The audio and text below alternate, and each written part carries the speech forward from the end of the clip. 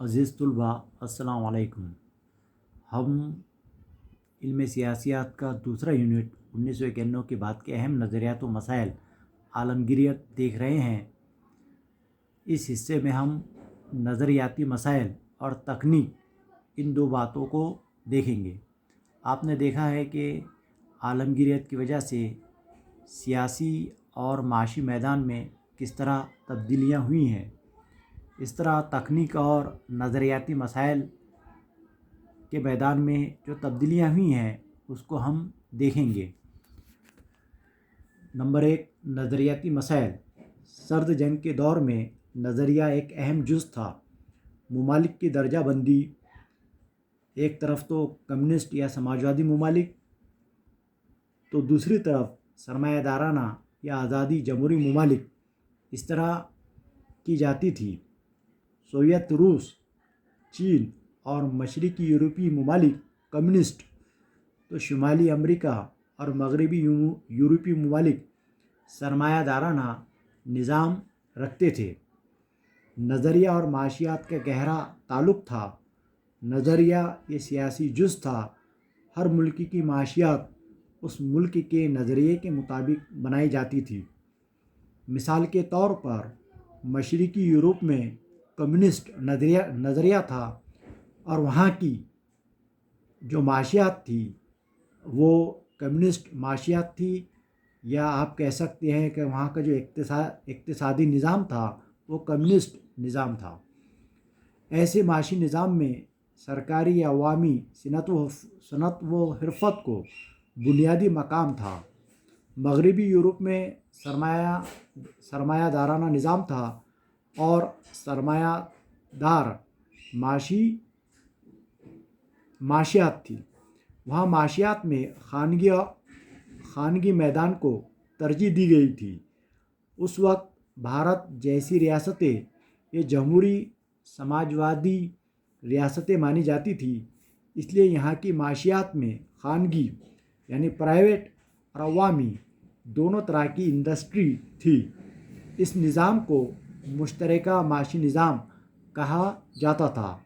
اس کا مطلب یہ ہے کہ اس معاشی نظام میں خانگی اور عوامی دونوں میدانوں کا اہم کردار رہا۔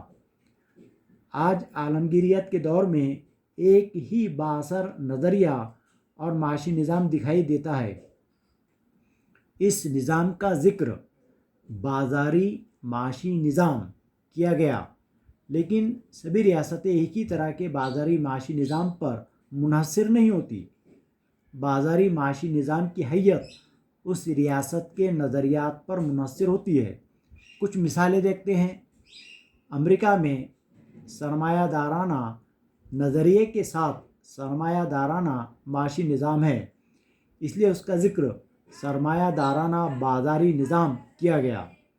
مغربی یورپی ریاستوں میں فلاحی نظریہ ہے، اس لیے اسے فلاحی بازاری معاشی نظام کہا گیا۔ چینی سیاسی نظام کمیونسٹ نظریہ کو مانتے ہیں، لیکن 1990 کے بعد چین کے معاشی نظام میں تبدیلی دیکھنے کو ملی ہے۔ آج چین کا ذکر کمیونسٹ بازاری معاشی نظام اس طرح کیا جاتا ہے۔ بھارت میں ہم بازاری معاشی نظام الفاظ کا استعمال نہیں کرتے، ہم معاشی آزادی یا حریت پسندی اکنامک لبرلزم کا لفظ استعمال کرتے ہیں۔ اب دوسرا حصہ تکنیک، اس کو ہم دیکھیں گے، ٹیکنالوجی۔ 1990 کی دہائی میں عالمی ترسیل کے طریقہ کار میں خاطر خواہ تبدیلیاں ہوئیں۔ سیٹلائٹ ترسیلی ذریعہ، موبائل، ٹیلی فون، فیکس، انٹرنیٹ وغیرہ نے عوام کی سماجی، سیاسی اور معاشی زندگی میں انقلابی تبدیلیاں رونما کی۔ ہم بھارت کی میڈیا میں کس طرح تبدیلیاں ہوئیں وہ دیکھتے ہیں۔ 1990 میں CNN بھارت میں داخل ہوا۔ غیر ملکی چینل بھارت میں آنے سے پہلے صرف دوردرشن اکیلا ٹی وی براڈ کاسٹر تھا۔ مثال کے طور پر ہم مہاراشٹر میں صرف ممبئی اور دلی دوردرشن کے چینل دیکھ سکتے تھے۔ بھارت میں اس ایک دہائی میں کئی سرکاری اور نجی چینلز شروع ہوئے۔ سیٹلائٹ ترسیلی سسٹم کی وجہ سے بھارت کے کسی بھی شہر گاؤں میں ڈش اینٹینا کی مدد سے پروگرام دیکھنے کو ملنے لگے۔ ترسیل کے دیگر ذرائع میں بھی تبدیلیاں ہوئیں۔ پہلے ہر گھر میں ٹیلی فون نہیں تھا۔ فوری کام کے لیے لوگ پوسٹ آفس میں جا کر فون کرتے تھے۔ اپنے شہر سے باہر فون کرنے کے لیے ٹرنک کال کرنا پڑتی تھی۔ اس کے بعد ایس ٹی ڈی، جس کا لانگ فارم ہے سبسکرائبر ٹرنک ڈائلنگ، یہ شروع ہوئی۔ آج موبائل فون کا استعمال ہر طرف دیکھنے کو ملتا ہے۔ موبائل فون کی سہولت سرکاری اور نجی کمپنیوں کی طرف سے مہیا کی جا رہی ہے۔ تکنیک کے میدان میں سب سے اہم انقلاب انٹرنیٹ کا انقلاب ہے۔ دنیا میں کبھی بھی کسی سے بھی فوراً رابطہ کرنے کی سہولت حاصل ہوئی ہے۔ خیالات، تہذیب اور معلومات کی ترسیل دنیا میں کہیں پر بھی کرنا ممکن ہوا۔ انٹرنیٹ کے سرچ انجن کے ذریعے ہمیں معلومات جمع کرنا آسان ہو گیا۔